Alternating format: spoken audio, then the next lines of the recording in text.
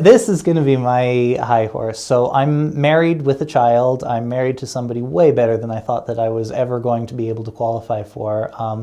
And I think that when it comes to being in a courtship relationship, when a romantic relationship, when you have Asperger's syndrome, it's something that is difficult but not impossible. The thing that you need to know is that there are going to be many people who are going to give you scripts, social scripts about what girls want or how to date or things like that.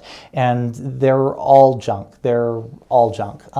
The thing is that every girl is different, and because of that, every girl has a different set of social rules that you need to learn that apply specifically to the girl in question.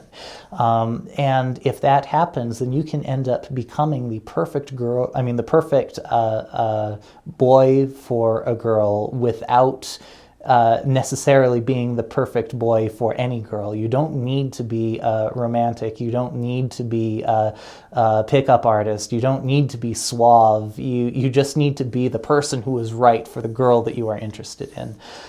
In my particular case, I tried to learn the rules for courtship, and I learned them from the religious leaders of my church and my parents and other adults who I thought would be in a better position due to their experience to be able to tell me these things than my peer group would, because my peer group was just trying to figure it out by themselves as well.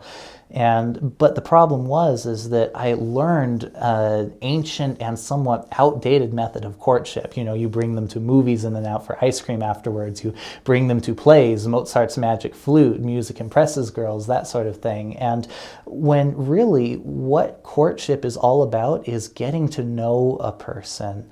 I had been warned against hanging out. You want to go on dates. They should be paid for and planned out and paired off and that sort of thing. But that actually came across as very intimidating to girls. I would go out on dates with girls and they would say, why is he bringing me on so many fancy, expensive dates when we don't even know each other yet? In the end, what is most important is to figure out the social expectations of the girl that you are interested in and then adapt yourself to those social expectations. Be your own couple and reject the advice of the rest of the world, because in the end, if the only social rules that you learn are the ones that matter for the girl you're interested in, then that will all pay off for itself when you become the perfect person for that girl. Don't give up. Aspies can get married. I've gotten married. It's a thing that can happen. Make sure that you establish a relationship with trust as soon as possible, because the sooner they know that the reason why you're off around the edges is because you're trying and not because you're just weird, the better off you'll be.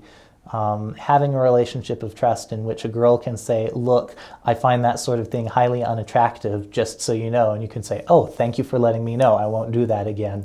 That's way better than just having the girl say, okay, thank you for your time, and then leaving and thinking that you're weird.